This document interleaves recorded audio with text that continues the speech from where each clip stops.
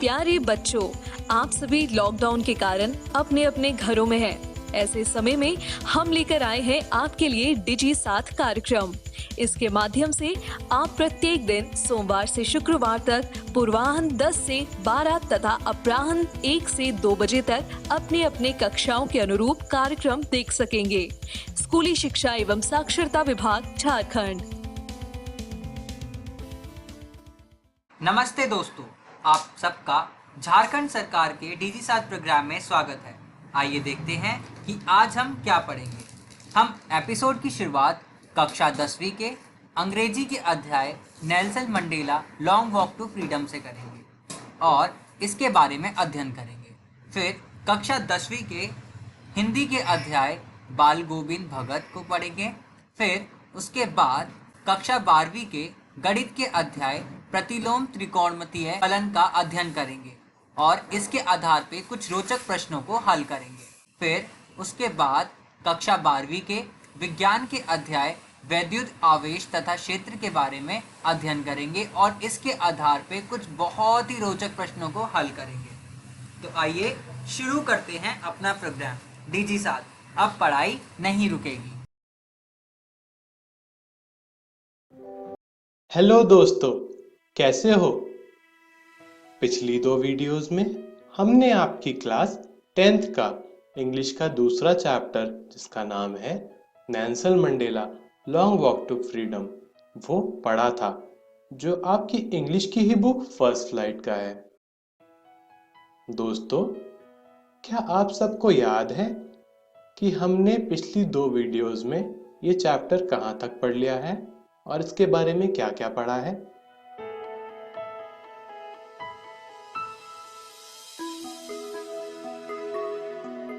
हमने पढ़ा है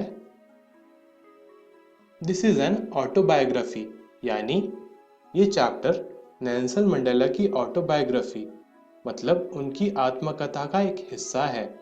और इस चैप्टर में उनकी आत्मकथा का वो हिस्सा है जिस दिन उनकी ओथ सेरेमनी मतलब उनका शपथ ग्रहण समारोह था। अबाउट नेल्सन मंडेला मतलब हमने नेल्सन मंडेला के बारे में कुछ बहुत ही इम्पोर्टेंट यानी कुछ बहुत ही ज़रूरी चीज़ें जानी थी, जैसे कि वो साउथ अफ्रीका के पहले ऐसे राष्ट्रपति थे जिनका रंग गोरा नहीं था। वो 30 साल जेल में भी बिता चुके थे। हमने और भी कई बातें जानी थी। ओथ सेरेमनी डे मतलब शपथ ग्रहण समारोह के दिन क्या क्या हुआ और उस दिन नेल्सन मंडेला के दिमाग में क्या क्या ख्याल आ रहे थे। आफ्टर ओथ सेरेमनी मतलब शपथ ग्रहण समारोह के बाद क्या हुआ। दोस्तों, आपको याद होगा शपथ ग्रहण समारोह के बाद नेल्सन मंडेला और उनकी पार्टी को सलामी दी जा रही थी एयरफोर्स के द्वारा और जवानों के द्वारा। इनॉग्रेशन डेज थॉट मतलब जिस दिन नेल्सन मंडेला का पहला दिन था काम करने के लिए, उनके दिमाग में और उनके मन में क्या क्या ख्याल आ रहे थे। दोस्तों, आगे की कहानी हम इस वीडियो में पढ़ेंगे, तो आइए देखते हैं हम इस वीडियो में क्या क्या पढ़ेंगे, क्या क्या सीखेंगे। Thoughts in mind of Nelson Mandela मतलब नेल्सन मंडेला के मन में, उनके दिमाग में क्या क्या ख्याल आ रहे थे, क्या क्या थॉट्स आ रहे थे। दोस्तों, आगे की कहानी उन्होंने कुछ इस तरह लिखी है कि हर व्यक्ति, हर आदमी के जीवन में 2 ऑब्लिगेशंस यानी 2 कर्तव्य होते हैं। पहला उसके परिवार के प्रति कि वो अच्छा पति, अच्छा पिता, अच्छा बेटा बन के दिखाए, और दूसरा उसकी कम्युनिटी यानी उसके समुदाय के प्रति, उसके देश के प्रति और उसके देश के लोगों के प्रति होती है।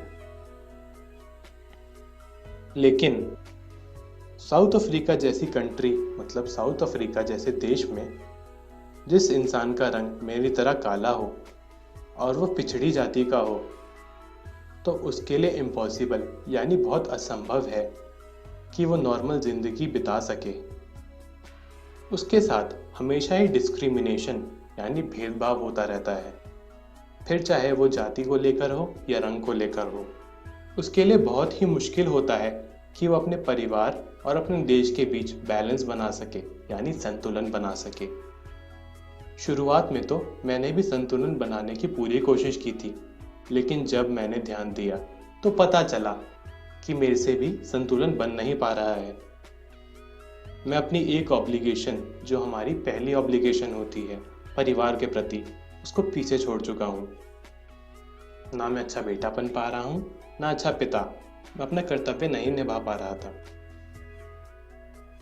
मैं आज़ाद होने की भूख के साथ पैदा नहीं हुआ था, मैं आज़ाद ही पैदा हुआ था।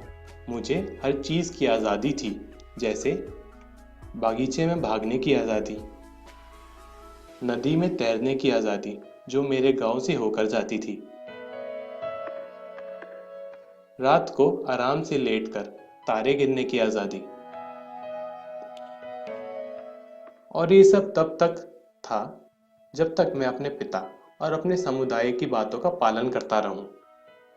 लेकिन जैसे ही मैं बड़ा हुआ, जवान हुआ, मुझे समझ आने लगा कि ये आज़ादी नहीं है, ये सब एक इल्यूजन है, यानी भ्रम है। मैं आज़ाद नहीं था। पहले तो मैं सिर्फ अपने लिए आज़ाद होना चाहता था, क्योंकि मुझे बंदिश पसंद नहीं थी। फिर मुझे पता चला कि मेरे जैसे और भी बहुत लोग हैं, मेरे भाई बहन भी मेरे साथी ही हैं जो इस बंदिश में हैं, वो भी आज़ाद होना चाहते हैं। उस वक्त मेरे को समझ आया, और उस वक्त की ही बात है जब मैंने राजनीतिक पार्टी ज्वाइन करी जिसका नाम था अफ्रीकन नेशनल कांग्रेस।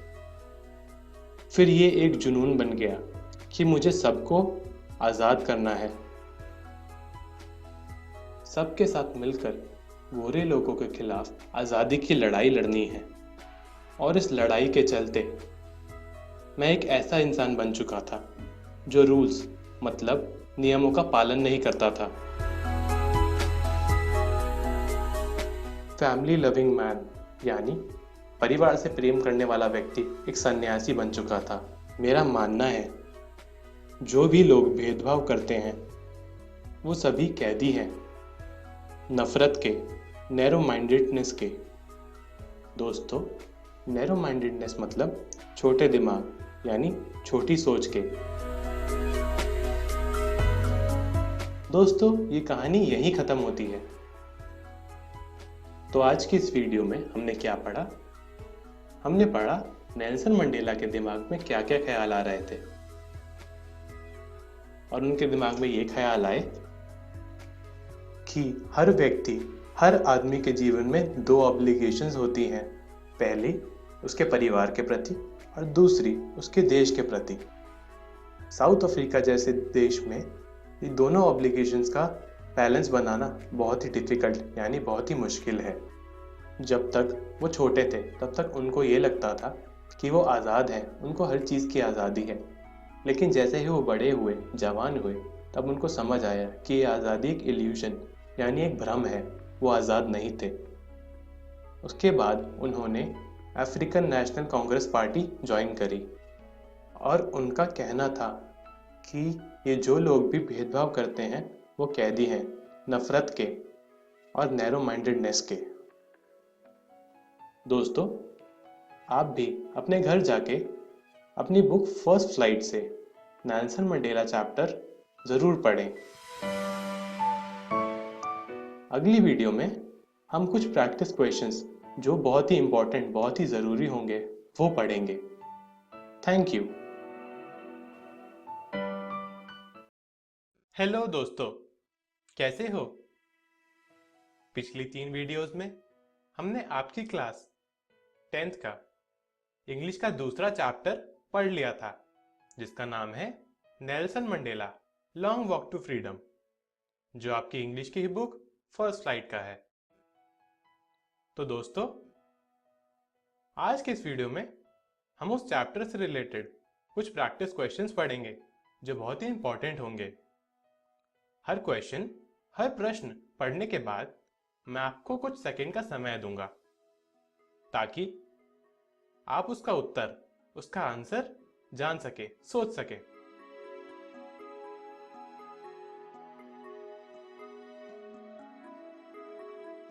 तो दोस्तों, पहला क्वेश्चन है, Why did a large number of international leaders attend the inauguration ceremony?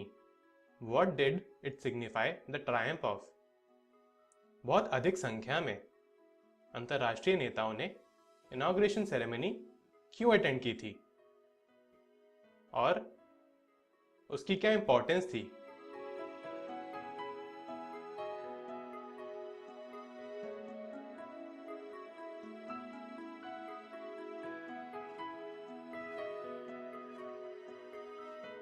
दोस्तों, इसका आंसर है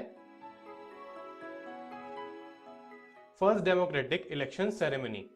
मतलब जो इनॉग्रेशन सेरेमनी, जो ओथ सेरेमनी हो रही थी, वो साउथ अफ्रीका के पहले डेमोक्रेटिक, मतलब पहले लोकतांत्रिक चुनाव की सेरेमनी थी।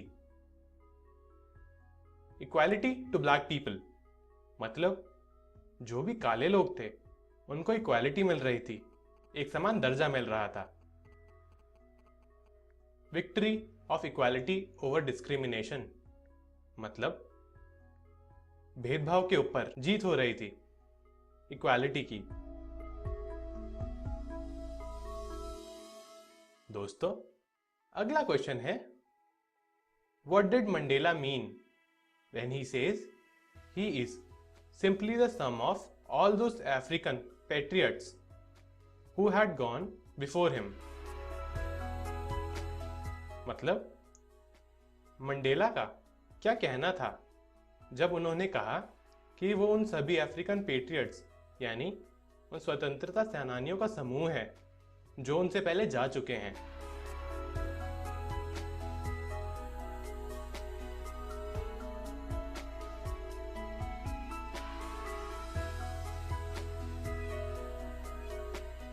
दोस्तों, इसका आंसर है Mandela wanted to pay tribute to all those people who sacrificed their lives. Nelson Mandela उन सभी लोगों को श्रद्धांजलि देना चाहते थे जिन्होंने अपने प्राण दे दिए थे, न्योछावर कर दिए थे देश की भलाई के लिए।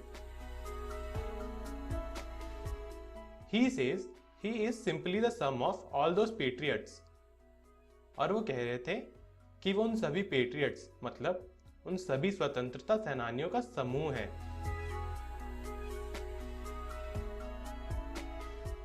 It was Patriots Corporation that he was at that stage and serving nation. और ये उन पेट्रियट्स, मतलब उन स्वतंत्रता सेनानियों का कॉर्पोरेशन था, उनका सहयोग था, जो नेल्सन मंडेला उस स्टेज पर खड़े थे और अपने देश की सेवा कर रहे थे। अगला क्वेश्चन है, would you agree that the depths of operation create heights of character? How does Mandela illustrate this? Can you add your own example to this argument? दोस्तों, इसका मतलब है भेदभाव और दबाव की वजह से क्या कोई बड़ा कैरेक्टर बाहर निकल कर आता है? मंडेला ने इस बात को कैसे बताया है और क्या आप इस बात को समझाने के लिए अपना कोई एग्जाम्पल दे सकते हैं?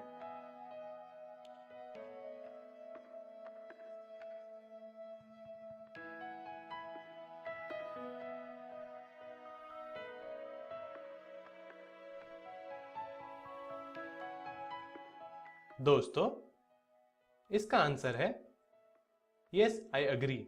मतलब मैं सहमत हूं इस बात से कि भेदभाव और दबाव की वजह से कुछ बहुत बड़े कैरेक्टर बाहर निकल कर आ सकते हैं। Nelson Mandela illustrates this by giving example of brave people who sacrificed their lives for the welfare of nation. Nelson Mandela ने इसको समझाने के लिए उन सभी बहादुर लोगों का एग्जाम्पल दिया है जिन्होंने अपने प्राण न्योछावर कर दिए देश की भलाई के लिए। India is a perfect example for this, as during our freedom struggle, there was a galaxy of leaders of great character. और हमारा देश इंडिया यानी हिंदुस्तान इस चीज़ का परफेक्ट एग्जाम्पल है, क्योंकि हमारी फ्रीडम स्ट्रगल के दौरान यानी हमारी आज़ादी की लड़ाई के दौरान ऐसे बहुत सारे बड़े बड़े कैरेक्टर्स बाहर निकल कर आए थे। दोस्तों, ये क्वेश्चंस ध्यान से समझिएगा। ये दोनों क्वेश्चन अलग अलग हैं, लेकिन इनका मतलब एक ही है, तो इनका आंसर भी एक ही होगा। इनमें से पहला क्वेश्चन है, how did Mandela's understanding of freedom change with age and experience? मतलब मंडेला की जो अंडरस्टैंडिंग थी यानी जो उनकी समझ थी वो फ्रीडम को लेकर कैसे चेंज हुई उम्र के साथ। दूसरा क्वेश्चन है, how did Mandela's hunger for freedom change his life? और जब उनकी फ्रीडम के लिए मतलब उनकी आज़ादी के लिए उनकी भूख के मायने बदले तो उसकी वजह से उनकी लाइफ कैसे बदली?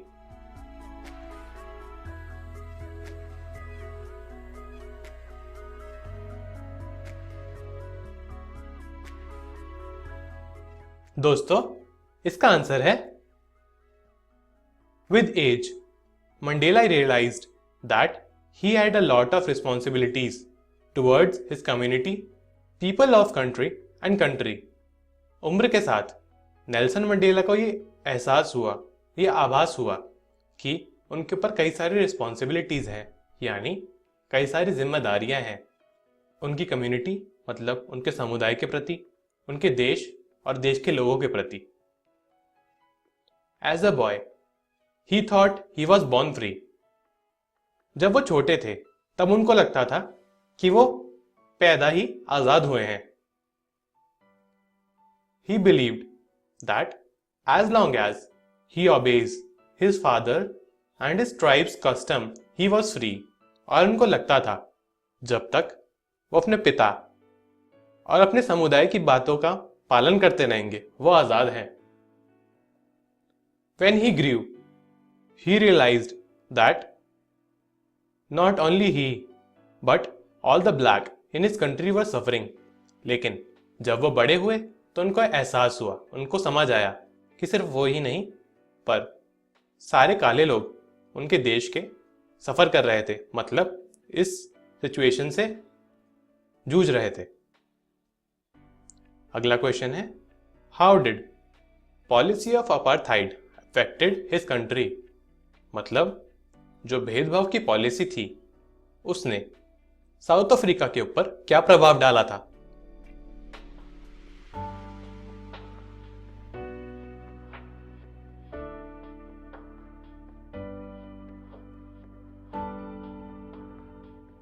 दोस्तों, इसका आंसर है, even after getting freedom from all the restrictions and discrimination, that policy had so much of adverse effect. मतलब आज़ादी मिलने के बावजूद भी उस पॉलिसी के बहुत बुरे असर पड़ चुके थे। The people of the country would have to spend some years, if not generations, to come out of that mental state. और उस देश के लोगों को अगर पीढ़ियां नहीं तो कुछ साल जरूर बिताने पड़ेंगे उस मेंटल स्टेट मतलब उस मानसिक स्थिति से बाहर आने के लिए।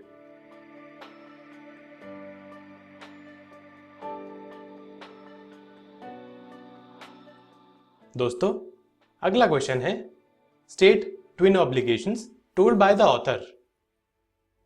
मतलब ऑथर यानी नेल्सन मंडेला द्वारा ऐसी कौन सी दो ऑब्लिगेशंस थी जो एक इंसान की जिंदगी में बहुत जरूरी होती हैं?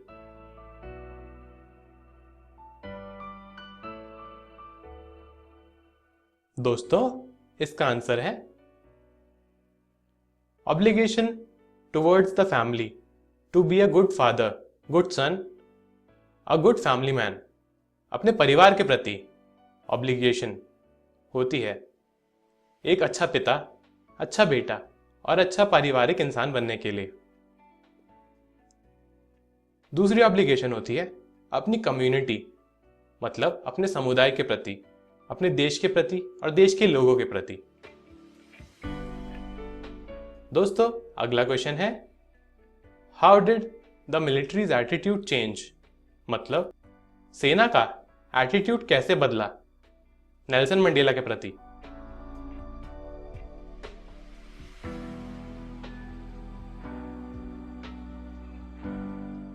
दोस्तों इसका आंसर है, earlier Nelson Mandela was breaking rules and protesting for the rights of black people. पहले नेल्सन मंडेला रूल्स तोड़ा करते थे और काले लोगों के हक के लिए लड़ा करते थे, प्रोटेस्ट किया करते थे।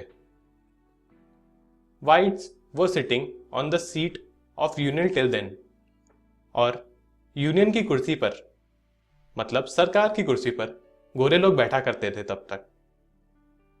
Now it was the seat of Nelson Mandela, so they saluted them. लेकिन अब वो नेल्सन मंडेला की कुर्सी थी, तो वो नेल्सन मंडेला को सैल्यूट कर रहे थे, उनकी रिस्पेक्ट कर रहे थे। तो दोस्तों आज की इस वीडियो में हमने क्या पढ़ा? हमने नेल्सन मंडेला चैप्टर के कुछ बहुत ही इंपॉर्टेंट क्वेश्चंस पढ़े।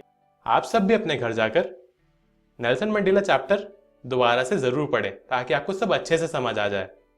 Thank you.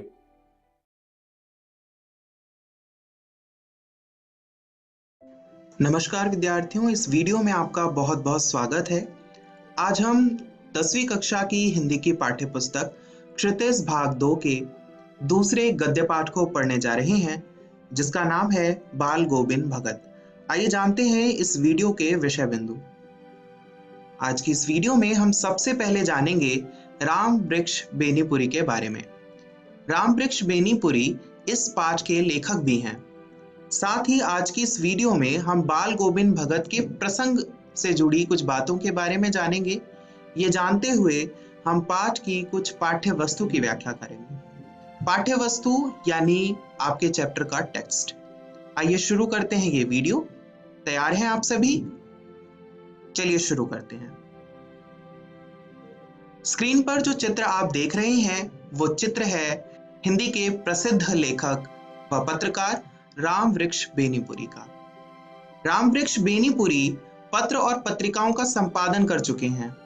इन्होंने पत्रकारिता के क्षेत्र में बहुत से प्रसिद्ध कार्य किए हैं।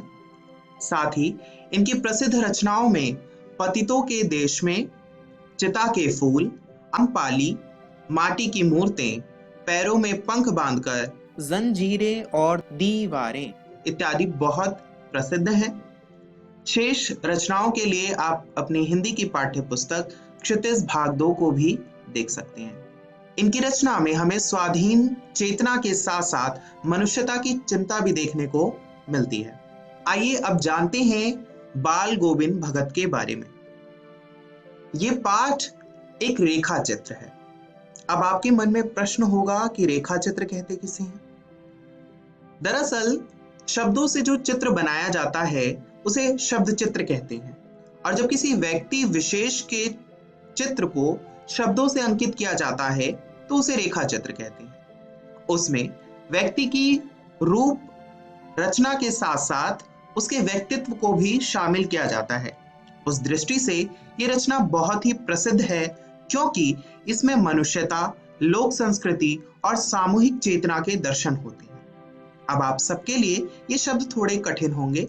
आइए इनका मतलब जानते हैं। लोक संस्कृति का मतलब होता है जो लोक में परंपराएं या व्यवहारिक प्रवृत्ति होती है उसे हम लोक संस्कृति कहते हैं। और सामूहिक चेतना, समाज में रहने वाले लोगों के विचार। इस पाठ में हमें आदर्श ग्रामीण जीवन के दर्शन भी होते हैं। ग्रामीण जीवन गांव में बिताए गए जीवन को कहते हैं। आइए अब हम पाठ को पढ़ते हैं और समझते हैं। जब आप अपना पाठ खोलेंगे तो आपको पाठ में सबसे पहला शब्द मिलेगा बाल गोविंद भगत। और ये पूरा का पूरा पाठ एक रेखा चित्र है जिसमें इस व्यक्ति जिसका नाम बाल गोविंद भगत है उसके बारे में बताया गया है। लेखक बताता है बाल गोविंद भगत एक मझोले यानी मझले कद का छोटा गोरा चिट्टा आदमी है और थोड़ा बूढ़ा है, क्योंकि उसकी उम्र जो है वह 60 वर्ष है। और क्योंकि उम्र ज्यादा हो गई इसलिए उसके बाल पक गए हैं, सफेद हो गए हैं। किंतु वह कपड़े अब भी बहुत कम पहनता है। कपड़े के नाम पर वह एक लंगोटी पहने रहता है और कबीरपंथियों की कनफटी टोपी। अब आपके मन में प्रश्न होगा कि कबीरपंथी किसे कहते हैं? कनफटी टोपी एक प्रकार की ऐसी टोपी होती है जिससे कान को छिपाया जा सकता है और ये आम राम भक्त कवि जो हैं वो पहने हुए आपको दिख जाएंगे।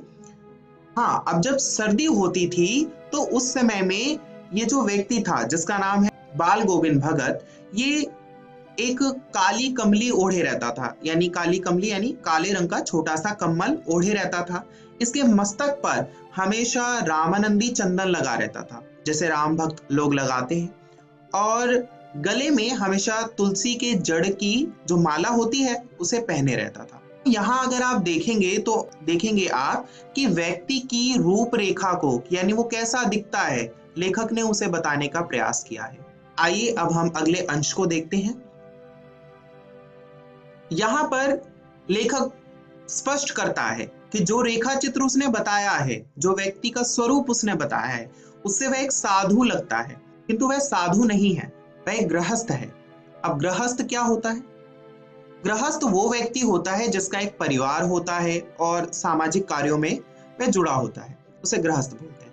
तो वह एक गृहस्थ है क्योंकि उसके परिवार में उसका बेटा और उसकी बहू है, यानी जिसे पतोहू बोला गया है। पतोहू एक लोक संस्कृति का शब्द है जिसका अर्थ होता है पुत्रवधू। तो इसमें बताया गया है कि उसकी एक खेती बाड़ी थी और साफ सुथरा मकान भी था, यानी उसका एक व्यावसायिक जीवन भी था।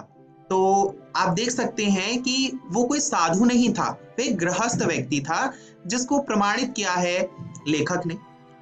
अब जो कुछ हमने पढ़ा उसके आधार पर हम यह बता सकते हैं कि बाल गोविंद भगत एक ऐसा व्यक्ति था जिसका कद मंझोला था, यानी सामान्य था, और रंग गोरा था। 60 वर्षीय था, कम कपड़े पहनता था, उसके शरीर पर कपड़े बहुत कम होते थे, यह हमने जाना, और साथ ही मस्तक पर रामानंदी चंदन लगाता था, तुलसी जड़ की माला गले में पहनता था। गृहस्थ था। क्यों गृहस्थ था? क्योंकि उसका एक बेटा था और उसकी शादी हो गई थी और उसकी पुत्र वधू भी थी, इसलिए वह गृहस्थ था, और खेती बाड़ी तथा मकान भी था कुछ। तो इस आधार पर हम यहाँ पर बाल गोविंद भगत के दो स्वरूप को देखते हैं, एक तो उसका भक्ति जीवन और एक उसका गृहस्थ जीवन। इन दोनों जीवन के बारे में पाठ में ही आगे बताया गया है, उसका वर्णन हम अगली वीडियो में करेंगे। आइए जानते हैं आज की इस वीडियो में हमने क्या सीखा। आज की इस वीडियो में हमने जाना कि बाल गोविंद भगत गृहस्थ थे या साधु। साथ ही बाल गोविंद भगत का रेखा चित्र भी हमने पढ़ा और समझा। स्क्रीन पर आप कुछ प्रश्न लिखे देख रहे हैं, आप इन प्रश्नों के उत्तर लिखने का प्रयास कीजिएगा। साथ ही घर जाकर इस अंश को, जिसे हमने इस वीडियो में पढ़ा, उसे पढ़िएगा, समझिएगा। अगली वीडियो देखने के लिए शेष पाठ पढ़कर आए, जो आपकी हिंदी की पाठ्य पुस्तक क्षितिज भाग 2 में संकलित है। इस वीडियो को देखने के लिए बहुत बहुत धन्यवाद।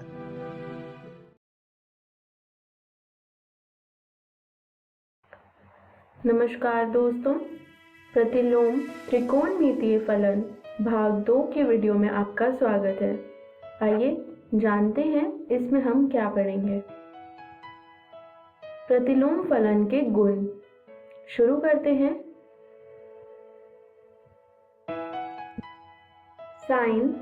साइन इनवर्स x बराबर है x के और x -1 से 1 के अंतर्गत है। साइन इनवर्स साइन x बराबर है x के और x -π/2 से π/2 के अंतर्गत है। आइए देखते हैं पहला गुण। साइन इनवर्स यानी साइन प्रतिलोम 1/x बराबर है कोसेक इनवर्स यानी कोसेक प्रतिलोम x के, जिसमें x बड़ा तथा बराबर है 1 के और x छोटा तथा बराबर है -1 के। देखते हैं। मान लीजिए कोसेक इनवर्स x बराबर है y के, अर्थात x बराबर होगा कोसेक y के। हम जानते हैं कोसेक x बराबर है 1 भाग साइन x के।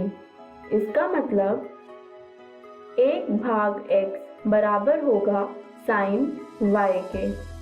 इसलिए साइन इनवर्स यानी साइन प्रतिलोम 1 भाग x बराबर होगा y के, और हमने y को कोसेक इनवर्स x माना था।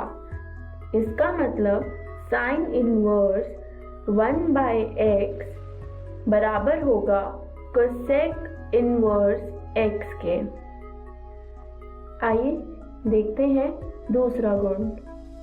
साइन इनवर्स माइनस x बराबर है माइनस साइन इनवर्स x के, जिसमें x माइनस 1 से 1 समुच्चय के अंतर्गत है। देखते हैं हल। मान लीजिए साइन इनवर्स माइनस x बराबर है y के, अर्थात माइनस x बराबर होगा साइन y के, जिसका मतलब x बराबर होगा माइनस साइन y के, अर्थात x बराबर होगा साइन माइनस y के, जिसका मतलब साइन प्रतिलोम x यानी साइन इनवर्स x बराबर होगा माइनस y के, और y को हमने साइन इनवर्स माइनस x माना था। तो साइन इनवर्स माइनस x बराबर हो गया माइनस साइन इनवर्स x के। देखते हैं तीसरा गुण।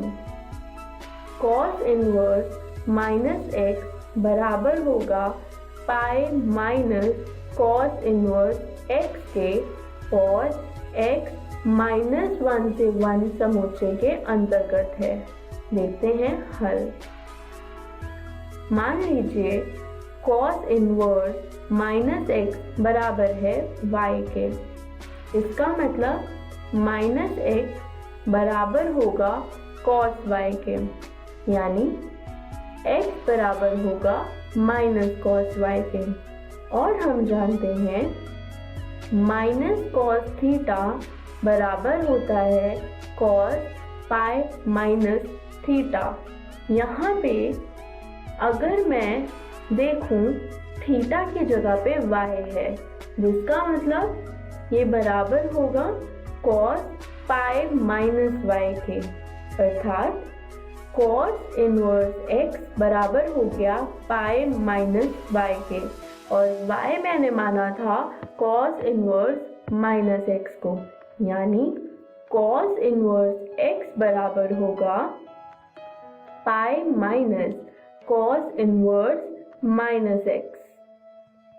देखते हैं चौथा गुण। Sine inverse x plus cos inverse x बराबर होगा पाई भाग 2 के। देखते हैं हल। मान लीजिए साइन इनवर्स x बराबर है y के, अर्थात x बराबर होगा साइन y के, यानी कॉस पाई भाग 2 माइनस y, यानी कॉस इनवर्स x बराबर हो गया पाई भाग 2 माइनस y। y को हमने माना था साइन इनवर्स x, इसलिए पाई भाग 2 माइनस साइन इनवर्स x मैंने यहाँ लिख दिया, अर्थात sine inverse x plus cos inverse x बराबर हो गया पाई भाग 2 के। देखते हैं पांचवा गुण।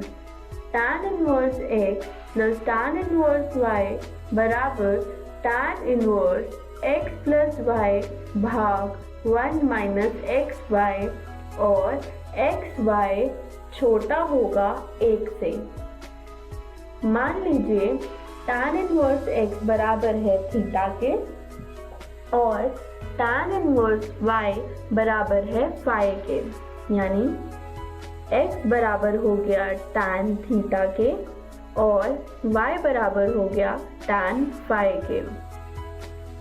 अब हम जानते हैं tan थीटा प्लस फाई बराबर होता है tan theta plus tan phi भाग 1 minus tan theta tan phi, यानी x प्लस y भाग 1 माइनस एक्स वाई, अर्थात थीटा प्लस फाई बराबर होगा tan inverse x plus y भाग 1 माइनस एक्स वाई के, अर्थात tan inverse x plus tan inverse y बराबर होगा tan inverse x plus y भाग 1 माइनस एक्स वाई के लिए।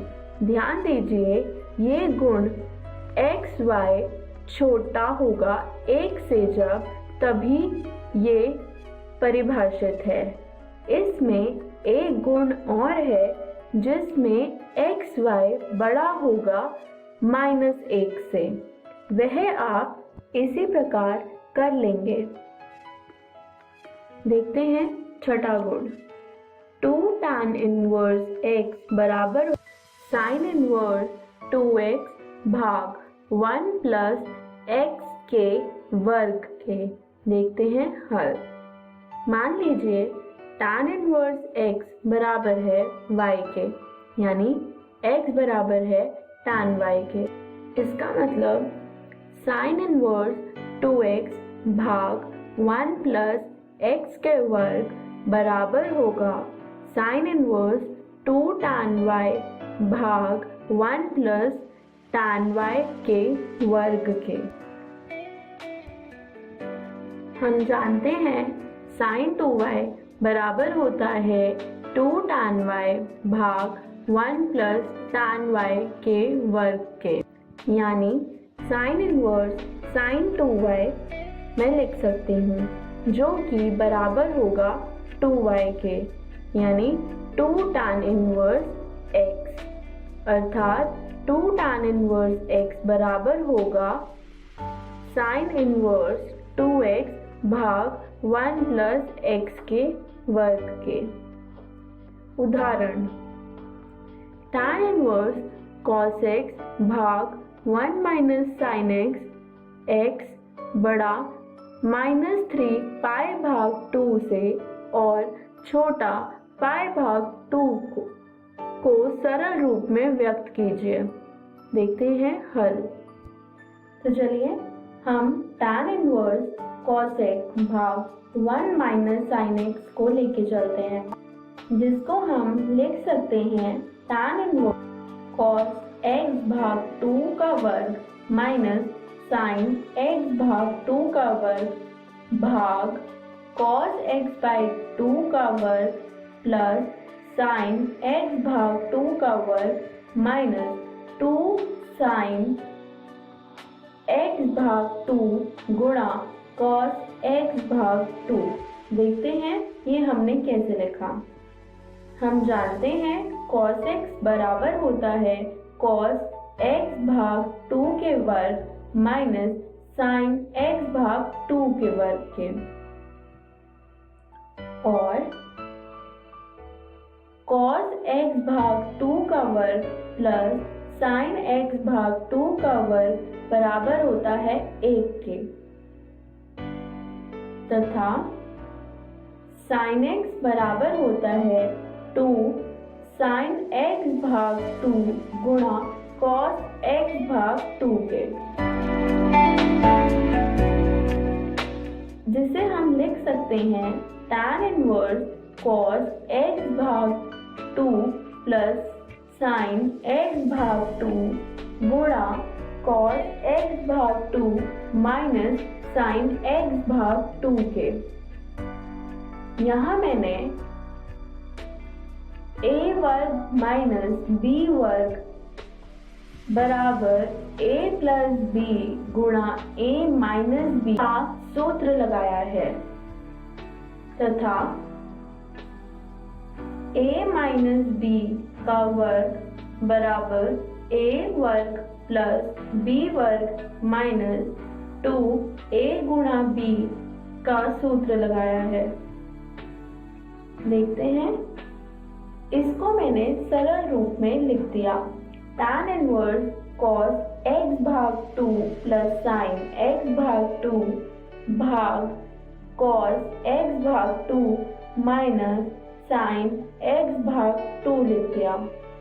अब हम प्रत्येक तत्व को cos x भाग 2 के साथ विभाजित करेंगे।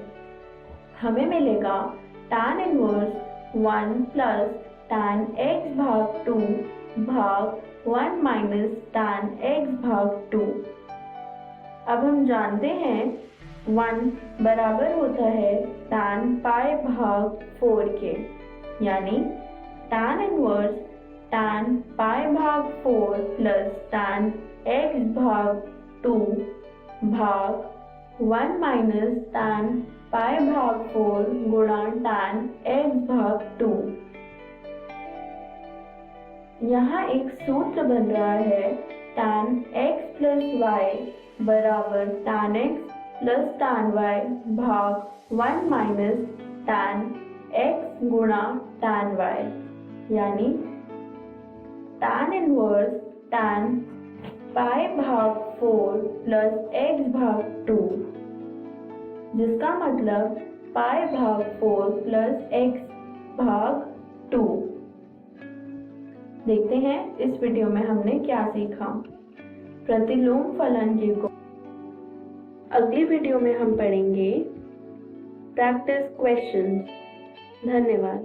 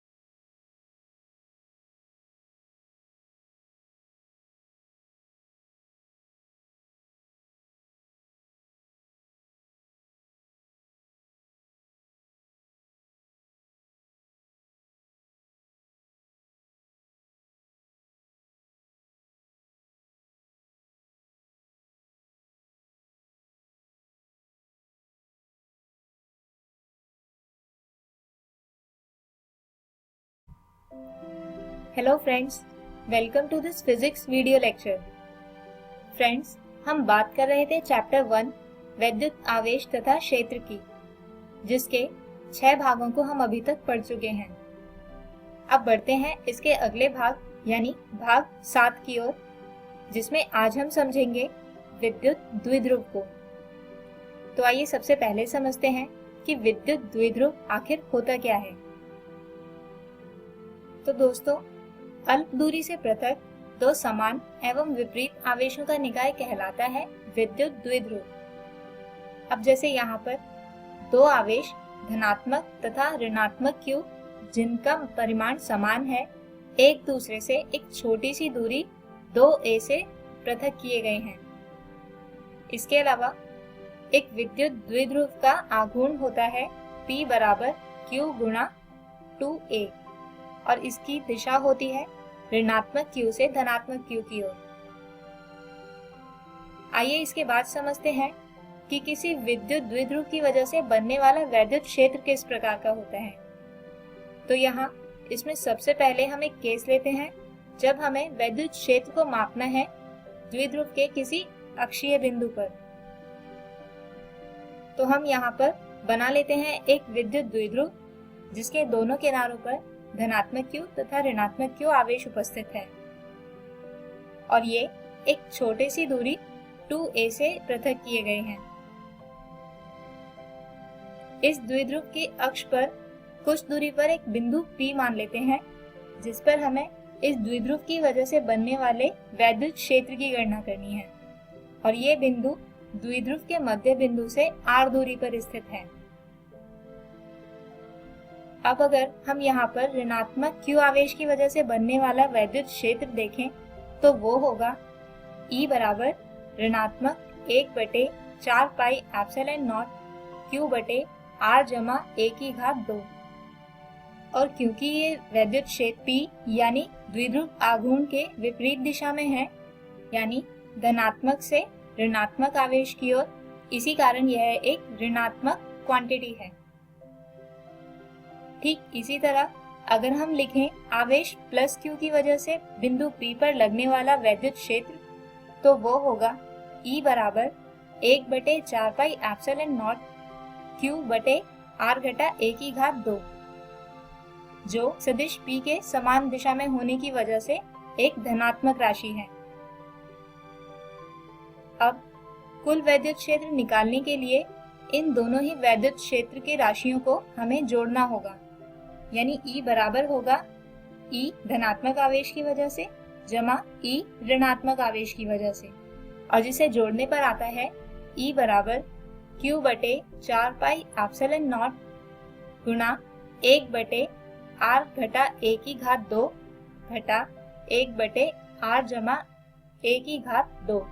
आइए अब हम एक और परिस्थिति लेते हैं जिसमें हम वैद्युत क्षेत्र की गणना करेंगे विद्युत द्विध्रुव के भूमध्य बिंदु पर। इसके लिए हम मान लेते हैं कि ये एक विद्युत द्विध्रुव है जिसके ऋणात्मक Q आवेश को बिंदु A और धनात्मक Q आवेश को बिंदु B पर मान लेते हैं। इस द्विध्रुव के भूमध्य तल पर यानी y अक्ष पर जो इसके मध्य बिंदु से पास होती है, उस पर r दूरी पर एक बिंदु P मान लेते हैं जिस पे हमें वैद्युत क्षेत्र की गणना करनी है। अब मान लीजिए कि इस बिंदु P पर धनात्मक आवेश Q की वजह से E1 वैद्युत क्षेत्र बिंदु M की दिशा में लग रहा है, जबकि ऋणात्मक आवेश Q की वजह से लगता है E2 वैद्युत क्षेत्र, वो भी बिंदु A की ही दिशा में, क्योंकि दोस्तों ऋणात्मक आवेश के वैद्युत क्षेत्र की दिशा आवेश की ओर ही होती है। अब अगर इन दोनों ही वैद्युत क्षेत्रों का रिजल्टेंट निकालें तो वो होगा x अक्ष की दिशा में, लेकिन इसकी दिशा होगी द्विध्रुव आघूर्ण के विपरीत। तो इस रिजल्टेंट को निकालने के लिए हम उपयोग करेंगे सदिशों का समानांतर चतुर्भुज योग का नियम, जिसे आप क्लास 11th में पहले ही पढ़ चुके हैं। लेकिन उससे पहले हम लिख लेते हैं सदिश E1 जो होगा 1/4 पाई एप्सिलॉन नॉट Q बटे BP की घात 2, यानी 1/4 पाई एप्सिलॉन नॉट Q बटे R की घात 2 जमा A की घात 2, जबकि सदिश E2 होगा 1/4 पाई एप्सिलॉन नॉट Q बटे AP की घात 2, यानी 1/4 पाई एप्सिलॉन नॉट Q बटे R की घात 2 जमा A की घात 2। तो दोस्तों सदिशों के समानांतर चतुर्भुज योग के नियम के कारण सदिश E आता है ऋणात्मक E1 जमा E2 cos थीटा। दोस्तों यहाँ पर ऋणात्मक चिन्ह यह दर्शाता है कि रिजल्टेंट सदिश सदिश P यानी द्विध्रुव आघूर्ण की दिशा के विपरीत है। और जैसा कि आप देख सकते हैं कि E1 तथा E2 का परिमाण समान है, इसलिए सदिश E होगा ऋणात्मक 2E1 cos थीटा। दोस्तों, cos थीटा की वैल्यू निकालने के लिए हम लिख सकते हैं OP बटे PA। तो अब इस समीकरण में हम सभी राशियों यानी E1, OA तथा PA का मान रखें और हल करें तो वैद्युत क्षेत्र E आता है ऋणात्मक 1 बटे 4 पाई एप्सिलॉन नॉट Q गुणा 2A बटे R की घात 2 जमा A की घात 2 की पूरी घात 3 बटे 2। अब मान लीजिए कि बिंदु P की ये दूरी आवेशों को पृथक करने वाली दूरी से बहुत अधिक है, यानी A को R में जोड़ने या घटाने पर R में कोई ज्यादा फर्क नहीं आएगा, यानी R की तुलना में हम A को नगण्य मान सकते हैं। तो ऐसा करने पर E आता है ऋणात्मक 1 बटे 4 पाई एप्सिलॉन नॉट Q गुणा 2A बटे R की घात 3। आइए अब समझते हैं विद्युत द्विध्रुव हमारे भौतिक जगत में कहाँ पर एग्जिस्ट करता है, यानी विद्युत द्विध्रुव का भौतिक महत्व क्या है। तो दोस्तों, हमारे भौतिक जगत में कुछ यौगिक ऐसे होते हैं जिसमें धनात्मक तथा ऋणात्मक परमाणु होते हैं और उनके बीच की दूरी बहुत कम होती है। अब जैसे यहाँ पर कार्बन डाइऑक्साइड यानी CO2 के इस यौगिक में अगर आप देखें तो यहाँ पर दो द्विध्रुव आघूर्ण हैं जो एक दूसरे के विपरीत दिशा में हैं, यानी किसी बाहरी वैद्युत क्षेत्र की अनुपस्थिति में इस यौगिक का कुल द्विध्रुव आघूर्ण 0 होता है, जबकि वहीं एक और यौगिक जैसे H2O यानी जल का यौगिक, इसमें बनने वाली दोनों द्विध्रुव आघूर्ण के केंद्र कोइंसाइड नहीं करते, जिसकी वजह से द्विध्रुव आघूर्ण एक दूसरे के विपरीत न होकर एक दूसरे पर अलाइंड होते हैं, जिसकी वजह से किसी बाहरी विद्युत क्षेत्र की अनुपस्थिति में भी इनका कुछ न कुछ द्विध्रुव आघूर्ण रहता है। तो हम उम्मीद करते हैं कि आज के वीडियो की टॉपिक आपको समझ आए होंगे। आइए आज के इन्हीं टॉपिक पर आधारित एक उदाहरण समझते हैं। प्रश्न है 2 सेंटीमीटर की दूरी से पृथक 2 कूलाम और ऋणात्मक 2 कूलाम के समान आवेशों वाली द्विध्रुव के द्विध्रुवीय आघूर्ण की गणना करें। दोस्तों, हमें यहाँ पर इस प्रश्न के कुल 4 विकल्प दिए गए हैं, जिसमें पहला है 0.02 कूलाम मीटर, जबकि दूसरा है 0.04 कूलाम मीटर, तीसरा विकल्प है 0.06 कूलाम मीटर और चौथा विकल्प है 0.08 कूलाम मीटर। तो दोस्तों, जैसा कि हमें दिया गया है, एक द्विध्रुव जिसके दोनों किनारों पर धनात्मक तथा ऋणात्मक 2 कूलाम के आवेश उपस्थित हैं और इनके बीच की दूरी है 2 सेंटीमीटर, यानी यहाँ पर Q है 2 कूलाम और D यानी दूरी है 2 सेंटीमीटर या यूं कहें 0.02 मीटर।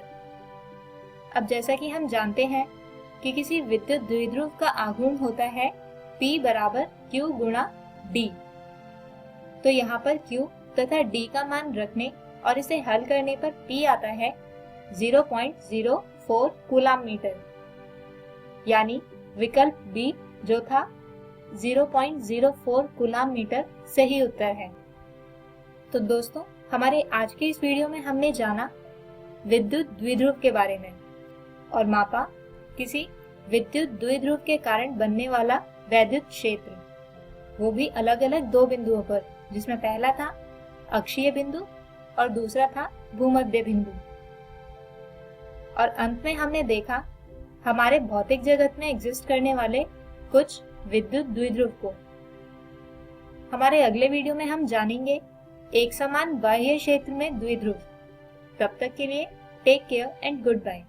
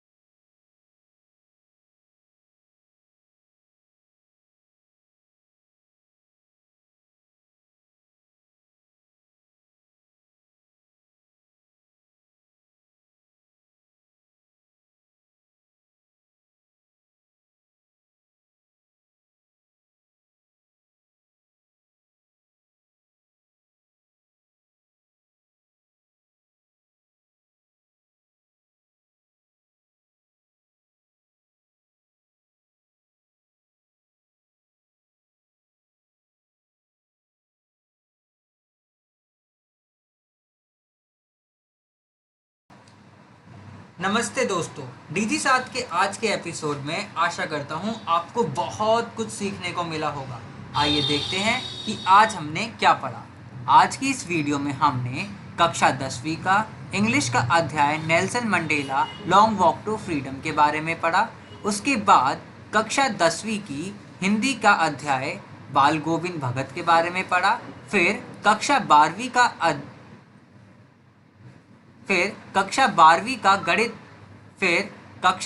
का गणित का अध्याय प्रतिलोम त्रिकोणमितीय फलन के बारे में अध्ययन किया। फिर उसके बाद कक्षा 12वीं का विज्ञान का अध्याय वैद्युत आवेश तथा क्षेत्र के बारे में हमने चर्चा करी और इन अध्यायों के ऊपर हमने कुछ बहुत ही रोचक प्रश्नों को भी हल किया। आइए देखते हैं हम लोग कल की वीडियो में क्या पढ़ेंगे। कक्षा 10वीं में गणित का अध्याय बहुपद, कक्षा 10वीं में विज्ञान का अध्याय जैव प्रक्रम, कक्षा 12वीं में गणित का अध्याय आव्यूह और कक्षा 12वीं में विज्ञान का अध्याय वैद्युत आवेश तथा क्षेत्र के बारे में चर्चा करेंगे और इन अध्यायों के ऊपर कुछ बहुत ही रोचक प्रश्नों को भी हल करेंगे।